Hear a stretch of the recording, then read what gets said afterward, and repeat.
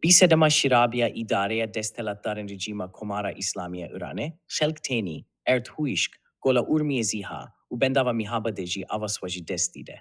Rêveberê çavkaniyên avê bajar got ku Asta ava bendava Mehabadê jî sê dî pêncî û çar kim bûye. Salîd Rehmanî got ku bendava Mehabadê nîhatine pêncî milyûn metre kûb av dihevîne, ku ev jî rêjeya herîmîzma pêncî salên dawî ye.